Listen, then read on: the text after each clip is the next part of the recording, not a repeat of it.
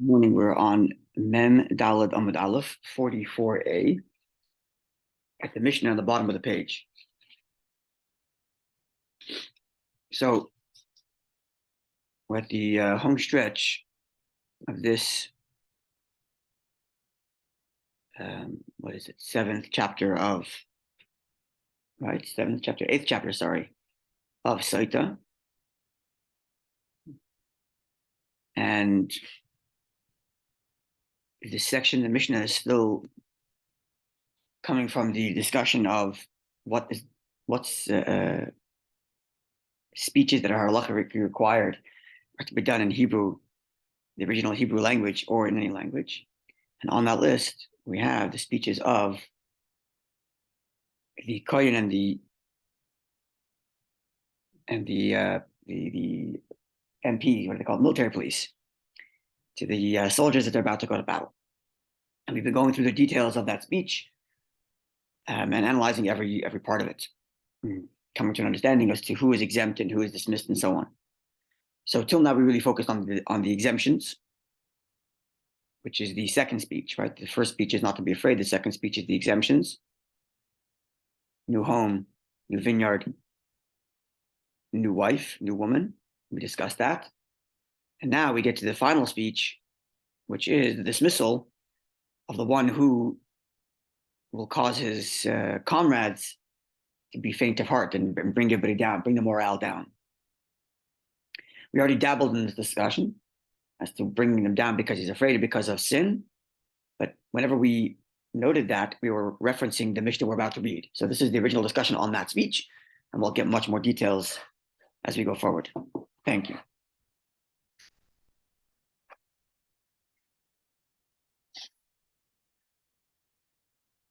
So the verse reads, the Mishnah opens up with the verse.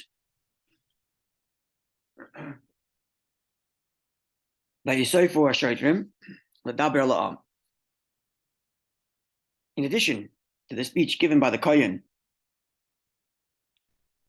announcing all those exempt from battle, the officers then add and speak to the people. That's the verse. And it goes on to say, who is one that is faint of heart, who is afraid and faint of heart, Yorev Arach Levov. And he should leave, says the verse. Read the whole thing. And he let him leave. He should go home and not cause his brother's heart to melt as his heart is. That's the entirety of the speech. And then it goes on to say, when the officers finish speaking, they should appoint officers to be at the head of each of the groups, head of the legions, to lead them into war. And then it goes on to talk about first offering peace with the enemy, and then if that doesn't work, try something else, and so on. But the whole speech is one verse. Who is the man who is afraid and faint of heart? Let him go and return to his house, lest he melt the hearts of his brothers like his own. Okay. So dismissal for demoralizing the people. So back to the Mishnah. Rabbi Kiva says, Hayorev Arach Levov, the one who is afraid and faint of heart, Kimashmoy should be taken quite literally. She'eni Yachal Lamed, the Kishrei Milchama, he's incapable of standing in the throes of battle. The Lirois Cherev Shalufa, and to see a drawn sword.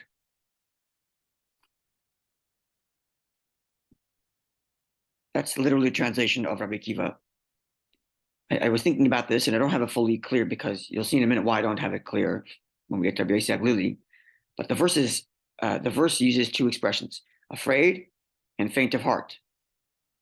Right now, till I got to this Mishnah, when we had noted this before, I had assumed that the Mishnah understood the verse to mean two different things. One is afraid, and one is afraid. One is literally afraid, and one is afraid of sin. Right? But even though it's a dispute, but I thought even the disputants agreed that there were two meanings to these words, as in afraid and faint of heart being two different things. But as we're going to see from Rabbi Lili, it's not that case. He puts both of them as being people afraid of sin that they have. which again is curious. Even though when we get to the Gemara, we'll see that Rabbi really does agree that a certain degree of fear does warrant dismissal. So maybe he does agree that the verses are two different things. We'll leave that alone for now. But let's look at Rabbi Kiva. You follow what I said, or yeah? Afraid of heart. As we're going to read. Okay, let's learn Rabbi Lili. We'll see in a second. Okay, let's just learn the whole thing.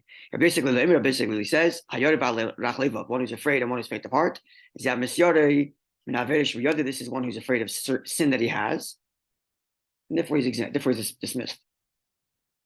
So both Rabbi Kiva and Rabbi Lili take these two descriptions and make them one.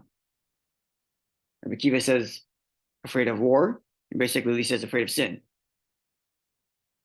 Which to me was curious. Like, isn't it obvious? Like, the Gemara keeps on getting into all the details of an extra word. It says ish instead of it add the word ish. And here we have two different descriptions saying the same thing, seemingly afraid and faint of heart, and yet they're both one thing, and that's it.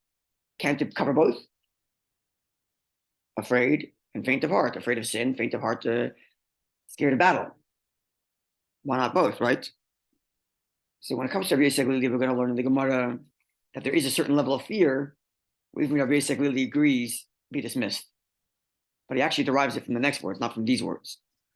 But maybe still we can say that Rabbi Yisrael still understands these words to mean both, right? To be both sin and fear of battle, because we're going to see again a certain level of fear. The guy literally wets his pants because he's afraid, then he's also dismissed. But Rabbi Kiva doesn't say anything about fear of sin, just says he's afraid of battle. So Rabbi Kiva does, that's what I was thinking. Rabbi Kiva does give two types of fear. Right? One is he can't stand in the throes of battle, and one is afraid of a drawn sword. So perhaps there's two different types of fear here that Rabbi Kiva is addressing. Literally. One is fear, and one is faint of heart. They're not the same thing. So the fear, the one who can't stand in the throes of battle, seems like someone who under pressure can't keep his wits. Right? That's very minute. You're looking at it just, to me, it's all the same. Right, but then you look at the words, it's a little different. He says, Lama B'Kishim Mechama, he cannot stand in the throes of battle, the literary Scherer Shlufa, and to see a drawn sword. What's the scare about a drawn sword? That's just not seeing any blood dripping, just a drawn sword. So, sorry? No, I have two expressions. Exactly. That's what I'm suggesting. Perhaps it's two different types of fear. One is the one the first one, he can't stand in the throes of battle. It doesn't even have the word fear in it. Okay, whatever. I guess he can't stand in the throes of battle. I'm perhaps suggesting that that's someone who doesn't operate well under pressure. He can't stand in the throes of battle. As soon as when things are getting chaotic, he can't just keep his wits about him and think clearly. You need to be able to do that in war, right? And then the second thing is he can't see a drawn sword. It's not even he can't see someone dead. He can't see blood. A drawn sword, he freaks out. Something's going to happen to me. I can't do this. Two different types of fear. This person might be able to work good under pressure in an office, let's say. But a drawn sword is like a threat of violence, and he's afraid. And the first guy, maybe he's very good at handling a one-on-one combat. Like, he could be very good at handling weaponry and isn't afraid of watching a surgery, let's say. But pressure, he can't handle it, at least his wits. The throes of battle stress him out. Now, I'm highlighting this besides for just literal meaning, which I think this is a correct reading because it's two different words in the verse and then two different descriptions from Rabbi Kiva. Perhaps it's also in terms of our internal battle with our own evil inclination, right? The fear that is being discussed is a fear we should be aware of and understand that it's misplaced. So the first thing is not to cave under pressure. Keep your wits about you. It's kind of like what we had when we were discussing the speech, the first speech the Kohen gives, not to be afraid of the clanking of the swords. It's all smoke and mirrors. It's all loud drama. Don't lose yourself. And that's the fear here. He can't stand in the throes of battle. It's loud, it's noisy, people are coming and going, and he thinks he's losing himself. Stay focused. You know what you have to do. It's all lots of noise. It's all good. Just stay calm. And the other thing is not to be afraid of the drawn sword. It doesn't even say he can't see someone die, or he doesn't have the stomach to kill someone else. That's what you would think. Maybe that's included in he can't stand in the throes of battle. But it's not mentioned there. Like he can't stand to see someone fall. He can't stand. He sees like there are people who they see blood and they faint, literally physically faint when they see blood. People like that. I had a friend. I was describing to him a blood test I've taken. And he fainted, physically fainted in front of me. I was describing to him a blood. He didn't even see the blood test. I was describing it to him, and he literally fainted in the middle of a kollel. It was quite funny, actually. He was revived a minute later. He was perfectly fine. We're still friends. But yeah, people like that. But it doesn't mention anything like that here. It's a drawn sword. It almost sounds as if it's saying what's making him afraid is dramatic. It's not real fear. The sword is drawn. Oh my gosh, it's about to. Nothing's happening. You know what you have to do? Go forward, do it. But the description of the fear that Rabbi Akiva is worried about is almost like a non-existent fear. It's not the guy who's afraid of dying. If you're afraid of dying, leave the battlefield. There are armies that would say that. Armies, you have to accept that you're dying. Otherwise, don't become an enlisted soldier. There are definitely armies that would feel that way. That's not mentioned here. Not someone who's afraid of losing himself or losing or die. He's afraid of the pressure. He's afraid of the drawn sword. And perhaps it's alluding to this idea that in our battle with our Yetzer Hara, it's all drama. It's all smoke and mirrors. It's all noise. It's nothing. It's a drawn sword. He's not even going to touch you. Just march forward. It's the fear of the Yetzer Hara doing this and this is going to happen and I can't handle this and I can't handle that. And that makes us fall apart. But in reality, if you just march forward, everything would clear up for you. Just do what you have to, go forward, and the pressure is all gone. Just ignore it all. And that's perhaps what's being alluded to in Rabbi Akiva's speech here, not describing actual, like afraid of death or afraid of blood or anything like that. Just the pressure of it. The sword is drawn and he's freaking out. Perhaps.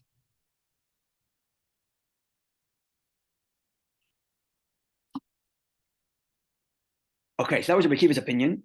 And then we had Rabbi Yosef Lili, which said, the one who's afraid and faint of heart, this is one who's afraid of sin. We get to the Gemara, we'll see, as I mentioned earlier, we'll get to the Gemara will tell us that even Rabbi Yosef Lili will agree that there's a certain level of fear that warrants a dismissal as well. But that's not mentioned here. Because as Rabbi Yosef Lili understands the verse, it's talking about being afraid of sin. Right? There's another thing I'm just thinking about now. And again, I'm taking this back to the personal internal battle. Rabbi Yosef Lili writes like this. One who, look at the words carefully. One who's afraid and faint of heart. This is one who's afraid from the sin that he has. What's the problem here? What's the problem for Rabbi Yosef Lili? That he has sin? Or he's afraid of the sin? What if he has sin, he's not afraid of it? Why doesn't Rabbi Yosef Lili say, this is one who has Averis, who has sin? Because the issue is not the sin. The issue is his anxiety around the sin that's going to cause everybody else to be anxious. Which is another great tactic of the Yetzer Hara. One of the greatest tactics of the Yetzer Hara is to tell you, you know something? You might as well give up because you're a loser. You know how I know you're a loser? Because you sinned yesterday. So you might as well just give up. So it's not the sin itself. It's the fear of sin that makes you not capable of moving forward in your battle. If you just understood that you're a human being and human beings make mistakes and move forward. So today you're going to sin again. Today you're going to fail at battle because yesterday you failed at battle. Now you failed twice. What's the point? But that's what the Yetzer Hara gets to us. You're a failure. You're a sinner anyway. Just give up. So the issue is not which is why the verse uses the issue of fear. The verse describes, go home because you're afraid lest you make everybody else afraid. Not go home because you have sin lest you drag down the merits of everyone else. Go home because you're afraid of your sin. Because in reality, everybody has sin, and It shouldn't stop you from fulfilling your duty just because yesterday you failed. Perhaps again.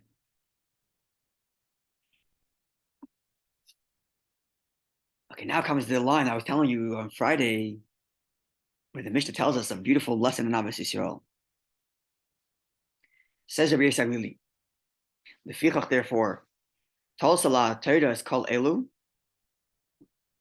Therefore, the Torah hangs on, literally, connects all of these others, the exemptions mentioned in the previous Mishnah, the one who has a new home, new vineyard, or a new wife, Sheyachzer Beglolon, that he too should return with them.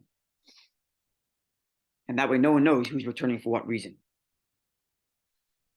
So everybody who leaves, it's incredible.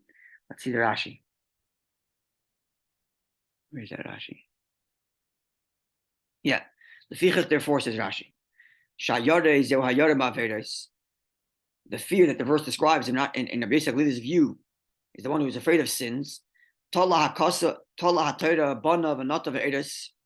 Torah makes the person who has a new home, new vineyard, and just got married, that the reason why, says Rashi, explaining Rabbi Yisrael HaGalili, the reason why the Torah gives an exemption to these three categories, the one who has a new home, a new vineyard, or a new wife, the reason why Torah gives them that exemption is so that the person who leaves because he's being dismissed, because he's afraid of sin, he can say, he can tell, or people can assume that the reason why he's going back is because he's one of those other categories of exemption. And he shouldn't be forced to embarrassingly say that I'm afraid of sin and that's why I'm going back. Which means what happens like this, because we already learned that the speeches are three different speeches, right? First is a speech, don't be afraid, God's with you. The second speech is the Kohen who gives the exemption. The third speech is the Yosef Vashotrim, the officers add and tell the people who are dismissed because they have sin according to Rabbi Yisrael. They don't all leave. They don't leave at one time. They all wait for the speeches to be over, and then they all leave. That's what it would seem like. Don't know. So you don't know who's leaving for what reason. That's right. And says Yisrael in the way Rashi explains it, that the only reason why the Torah exempted those three categories is so that the fourth guy who's being dismissed is not embarrassed. So when he leaves, no one has to assume that he has some sort of sin. Oh, he must have bought a new house recently. Look at that Ahavas Yisrael. Look at that Ahavas Yisrael. That's easy to deduce. Sorry? He doesn't. I guess he doesn't have any of those exemptions. People will deduce the other. They don't know what's going on in his life. He doesn't have a new house. It's not getting there. Okay, yeah, whatever. He got a new vineyard, but didn't know. He inherited a vineyard. I don't know, right? Look, it's impossible to. But it does help, obviously. Right? There's a lot of people leaving, and he's one of them leaving. So whatever one or two of his close friends know, it's not as if like everybody's going to see him. If this was the only announcement, then all those people are walking with their head down. That's right. And this would further augment our reading that the issue is not the sin itself, but the fear of sin. The whole problem here is that he can't move forward in life because he's anxious about past sin, which is a mistake in anxiety. He should be able to move forward. If we were to embarrass him, it would further add to his anxiety that I can't move forward in life because look at me, I'm a failure. So Torah wants to couch that. So you shouldn't feel like such a big failure, at least not in the eyes of the public, which would add to his feelings of self-loathing and self-doubt and make himself even more anxious about being capable of moving forward in life. So Torah wants to, okay, look, some people are leaving for this, some people are leaving for that, and you're the, okay, it's all right, go get yourself together and come back. Maybe. What are we going to say? But like you said, it also could include, well, it also includes those who are just straight Sinners. no, just purely fearful child. Okay, we haven't got there yet. It basically doesn't say that. Yeah. No, he doesn't. Yeah. I mean, that's an obvious expectation of some people. They just Right. The truth is, it's a good point. Like, why isn't the same logic applied to Rabbi Akiva, that we don't want to embarrass the guy who can't handle the pressures of war? But Rabbi Akiva doesn't even include that. It's also embarrassing, right? Yeah, So, but Rabbi Akiva doesn't have that line. Rabbi Yosef Lili has this line because he's putting the spotlight on the sinner. Yeah. So we have to like couch it so he doesn't feel so bad about himself. He's not embarrassed. Right. But with Rabbi Akiva, there is no such statement. Although you're right, it's a good point. The same statement could have been made that we don't want to embarrass the guy who's afraid of battle. Yeah, but the Mishnah does not do that, which is a good point. Something to think about. Okay. So just to remember to separate between the Gemara and my reading the Gemara. The Gemara, at least on its basic level, means that basically he's not talking about someone who's anxious about sin, but someone who actually has sin. Right? I'm adding that because of the language phrasing. And I'm making this point because as the Gemara is going to describe, it's a question of which sins and what level of sins. Is it biblical, is it rabbinic, and so on. We'll get into that. Okay. Going forward, Rabbi Yossi says, Almana Lakoyan Gadol. A widow who's married to a high priest, which as we learned, is a marriage that takes effect, but shouldn't have happened, right? There are certain marriages, we learned this already, there are certain marriages that when Torah says you cannot marry this person, then even if you give them the ring, it's a meaningless act, it takes no effect. In condition Tyson, like for example, like a brother and a sister that were to get married, they're to go to do everything, the marriage doesn't take hold, right? You said regular priest. So a high priest to a widow, or a divorcee, or a woman who went through chalitza, right? The woman who separated from her deceased husband's brother, to an ordinary kohen, right? Because an ordinary kohen may marry a widow, but not a divorcee. So again, these are all marriages that take effect, but Torah doesn't want you to do them, right? So, and likewise, mamzeres v'nesina liYisrael, a woman who is a mamzer, a woman who's born mamzeres, a woman who's born of a illegitimate relationship, or a woman from the Gevonim, who David HaMelech banned from marrying the Jewish people, or Bas Yisrael, a Jewish girl, lemamzer, to a man who is born of an illegitimate relationship, Lenosin, and a man born of this Gevonim tribe. So it says Lili, all of these people who are basically in marriages that have taken legal effect, but which Torah says you shouldn't have done. This is the one who has sin and is afraid and faint of heart, and he should leave. Like voidable marriage. Sorry? Voidable. What do you mean by voidable? Void. You're void. Yeah, marriages, Torah wants you to end. Not outright void, like some marriages. They're marriages that take effect, but Torah is expecting you to separate. Voidable. Is that what it's called? Okay. Yeah. Should be no. Well, voidable means the law expects you to end it, even though technically, okay. Technically valid. Okay. Voidable. Okay. So the Gemara is going to discuss where Rabbi Yossi differs from Rabbi Yosef Lili. Because Rabbi Yosef Lili said the one who's afraid and faint of heart is referring to someone who has sin. And here Rabbi Yossi says, two different Rabbi Yossis. One's Rabbi Yossi Lili and one's Rabbi Yossi without any suffix. Right? So Rabbi Yosef Lili said the one who's afraid is the one who has sin. Rabbi Yossi says the one who's afraid, this is the one who has an avoidable marriage. Yeah? So the Gemara is going to discuss what's the difference. They're both describing sin. Right? The Gemara is going to get into that. Whether it's biblical sin, as Rabbi Yossi's case, these illegitimate marriages, versus Rabbi Yosef Lili, who described any sin, so it could even be rabbinic, as we shall learn. Okay. Now the next verse reads, the next verse reads, and it shall be when the officers conclude their speech to the people, they shall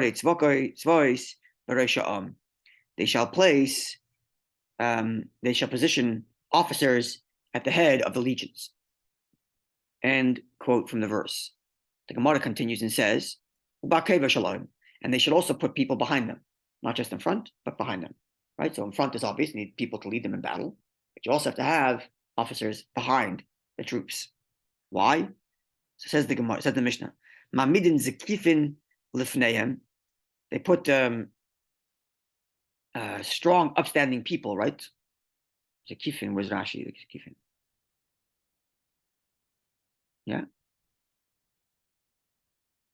Yeah, strong people. So if someone falls, the guy in the front can lift him up to keep on marching. Right? And you put other such strong people behind these officers to lead them, and then behind. And the guys behind, Shilin shall barzabi they have iron rods in their hand. And any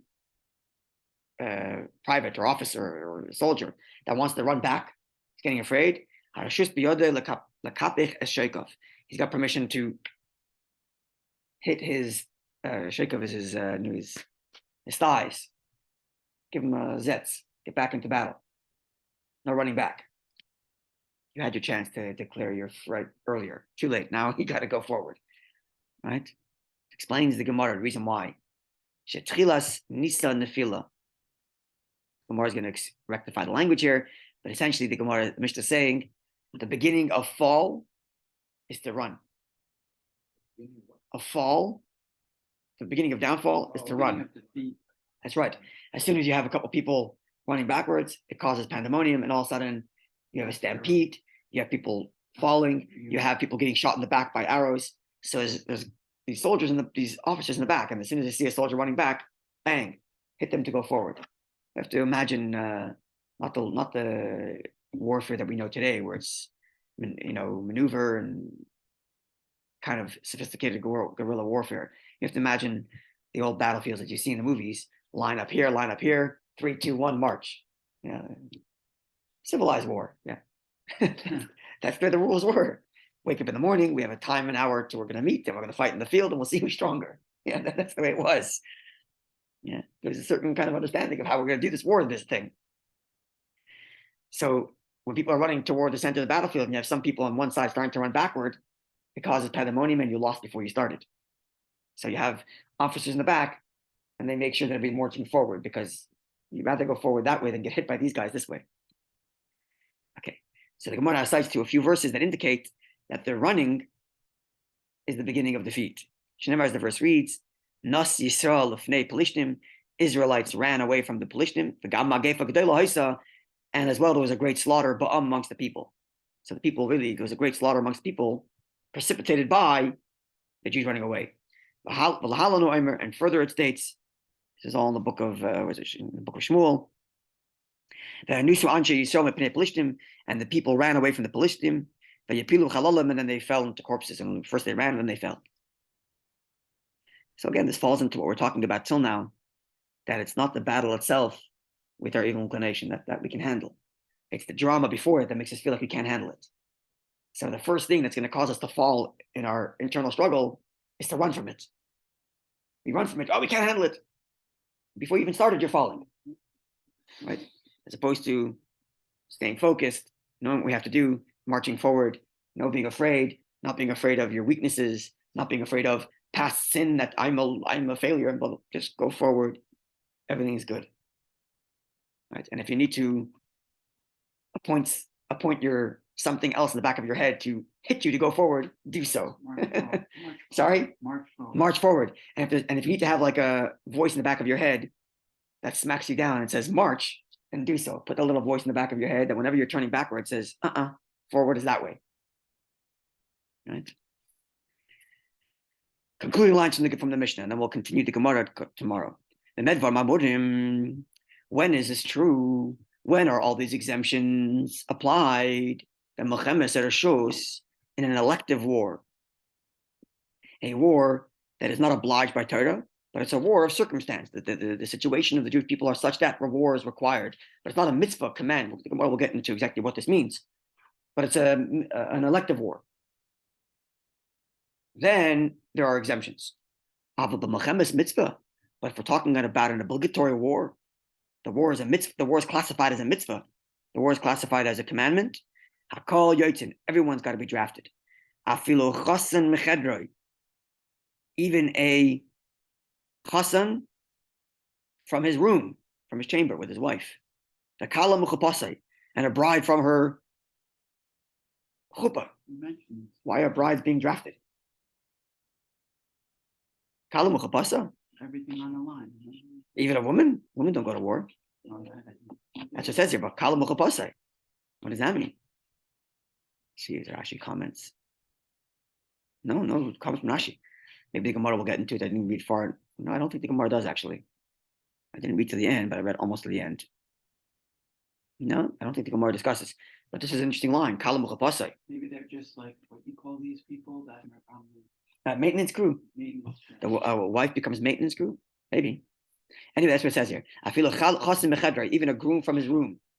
And a woman, a bride from a chuppah, from her canopy. Everybody's drafted if it's a mitzvah. Rabbi Huda says,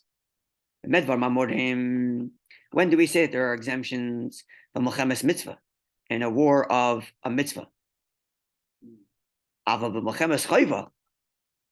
if it's a war of obligation, there's a difference between mitzvah versus obligation. The Gemara will discuss that. Yeah, the Gemara will discuss that. In other words, there's mitzvah and there's obligation. The obligation one, like mitzvah, as Rashi says, is referring to like the mitzvah to conquer the land of Israel, for example. That's a mitzvah. The first time when Yeshua walks in with the people to conquer the land of Israel. An obligation war, the Gemara is going to discuss exactly what that means. Is he repeating it in different phrasing? Does he mean something else? The Gemara will discuss that. But either way, if it's a war of obligation, then even the chassan leaves his room and the kala leaves her chuppah. End Mishnah. The Gemara will get to commenting on these different things. It's going to start with understanding the difference between Rabbi Yossi and Rabbi Yossi Aglili as to what kind of sin warrants this dismissal. We're going to get into the comment of the beginning of downfall is to be afraid. And then we're going to get into the discussion of what's considered an obligatory war, what's considered a mitzvah war, and what's considered a elective war. And that will be the conclusion of this chapter of Masechta Sotah. Have a wonderful day, Yidden.